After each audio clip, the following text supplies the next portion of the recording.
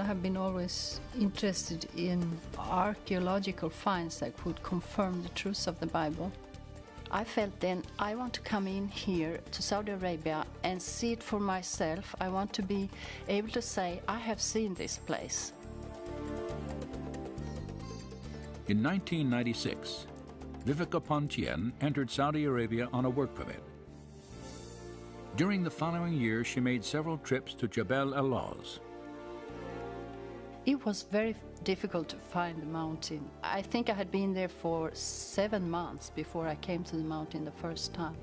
We went around looking for it in the desert. I did 5 long day trips at 5 different occasions, just looking and looking for this place. Throughout her search, Pontien encountered a strong local tradition that Moses had once lived in Arabia.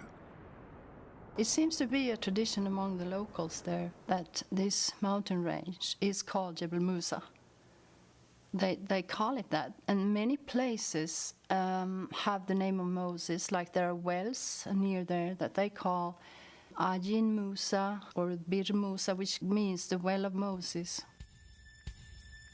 When Pontien finally reached Jebel al-Lawz, her attention was drawn to specific features of the mountain that resembled the biblical description. Most prominent was a jagged peak, more than 8,000 feet in elevation, and blackened as if scorched by fire. And at its base, an enormous pile of boulders, at least 15 feet high and 60 feet across. The flattened top of this structure had the appearance of being man-made, and etched into its rock faces were petroglyphs of bovine creatures, cattle and bulls.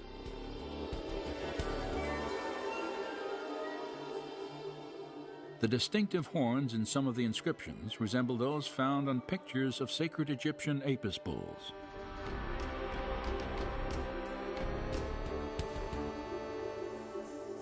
Could these stones be the remains of an Israelite altar, once built at the base of a holy mountain? Conclusive investigation is not possible at this time, for Saudi law severely limits all foreign research.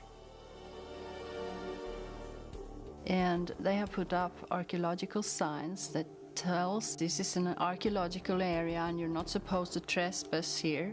So it's evident that the Arabs themselves consider this to be some old sites of archaeological interest. Satellite photos of the area have revealed another geographical feature that parallels the biblical account: a sprawling plain of more than 10,000 acres. Flat, surrounded by mountains, and adjacent to the dried bed of an ancient river, it could have provided an ideal place for the Israelite encampment 3,500 years ago. Just west of the mountain stands another possible link to the Exodus account: a towering rock 60 feet high. It is split from top to bottom, and evidence of water erosion is etched into its base.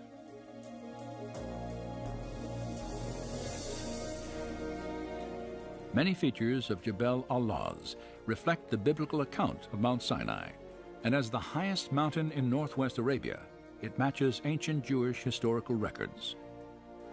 Based on the textual evidence, Jebel al-Lawz is as good a guess as any. It might even be the best guess. It's definitely better than anything in the Sinai Peninsula, and probably better than any other guess we have.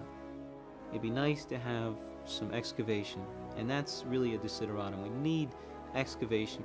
We need somebody who's a competent, trained archaeologist to go in, record the material carefully, submit it for dispute and debate among other scholars, because there's too many gaps in our knowledge. The intriguing similarities between Jebel al-Lawz and the biblical record may indeed stimulate new investigation here. Yet whether or not future excavations confirm this site as the actual Mountain of God, a considerable body of documentary evidence indicates that Mount Sinai is located somewhere in northwestern Arabia.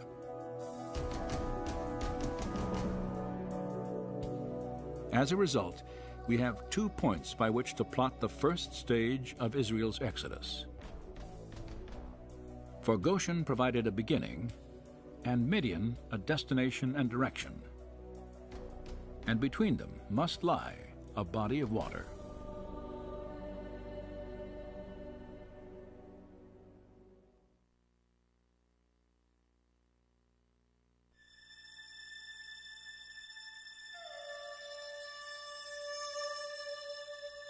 As for you, lift up your staff and stretch out your hand over the sea and divide it, and go through the midst of the sea on dry land.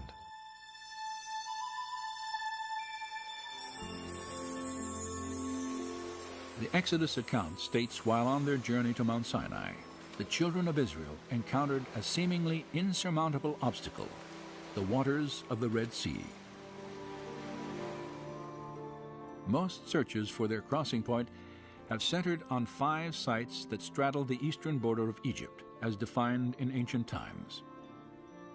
3 of these sites are inland saltwater lakes: Manzala to the north, Timsah, and the Great Bitter Lake.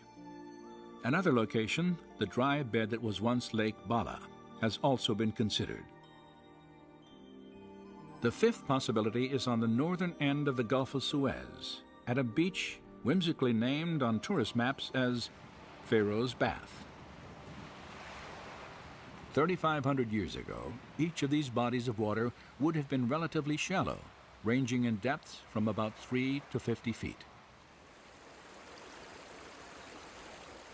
Not surprisingly, naturalistic explanations for the Israelites' crossing are common here, including a receding tide or strong wind that could have lowered water levels enough to allow for passage on foot.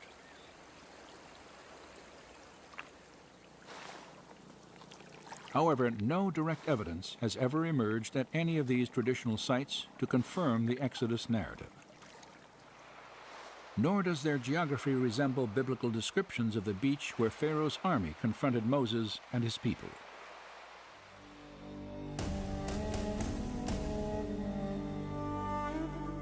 For Pharaoh will say of the sons of Israel, "They are wandering aimlessly in the land. The wilderness has shut them in."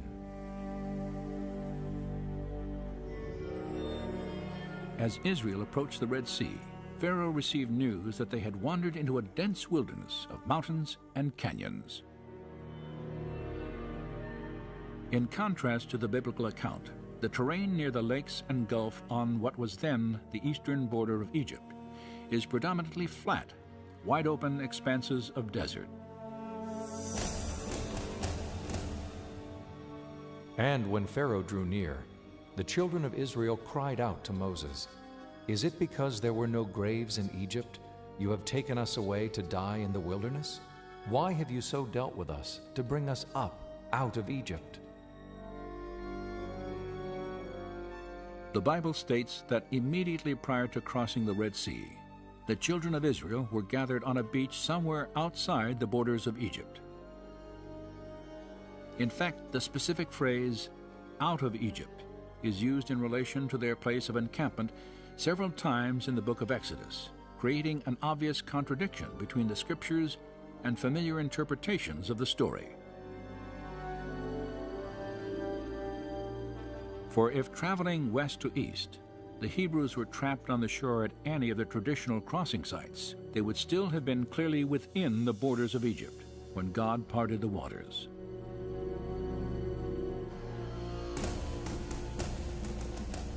Was it not you who dried up the sea, the waters of the great deep, who made a road in the depths of the sea?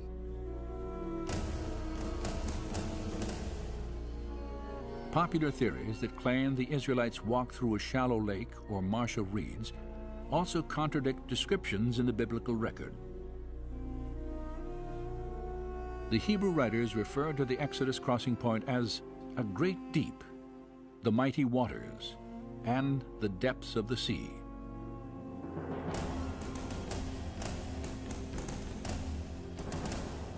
And the Egyptians pursued and went after them into the midst of the sea.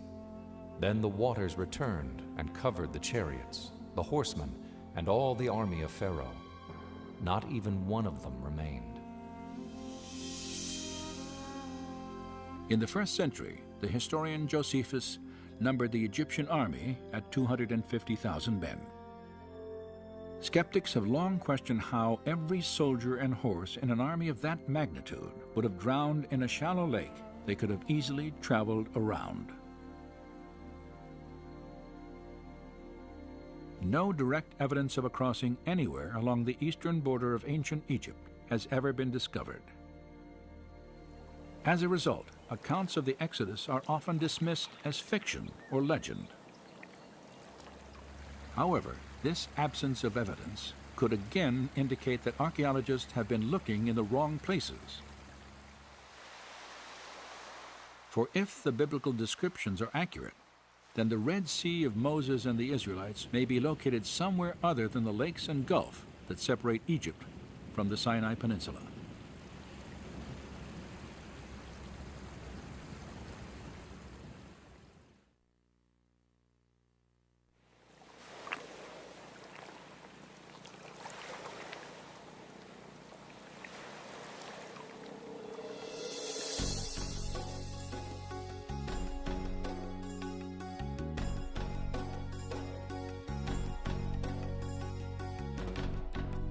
Well, I'm a scientist, so I try to analyze things and I try to go to the bottom with different issues, and the goal for this trip is to look at the Bible text as a book of history, a book of historical events, and that they describe something that really has happened, and then from the text try to understand what really could have happened. In the spring of 2000, Dr. Leonard Moeller took part in an expedition through Egypt and the Sinai Peninsula. Moeller is a medical research scientist at the Karolinska Institute in Stockholm, Sweden. He is also trained in the field of marine biology. His skills in analytical research, coupled with a deep interest in biblical archaeology, had drawn him to the Middle East on many occasions. Now, as a member of an international team organized by Discovery Media Productions, he had come to the Gulf of Aqaba to renew his search for evidence of the Israelites' Exodus journey.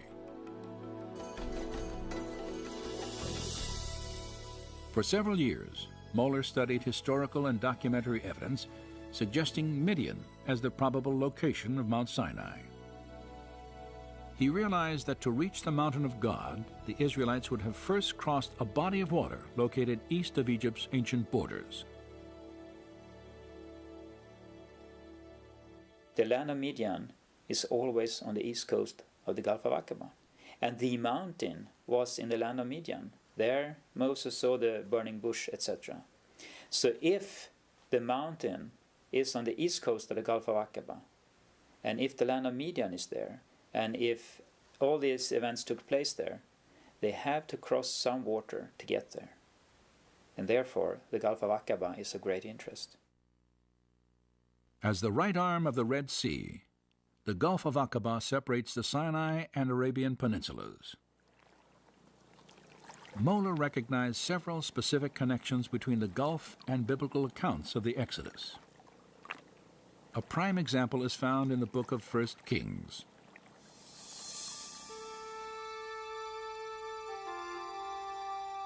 In approximately 950 BC, King Solomon is said to have built his navy at Etzion Geber, near Elath, an ancient city on the northern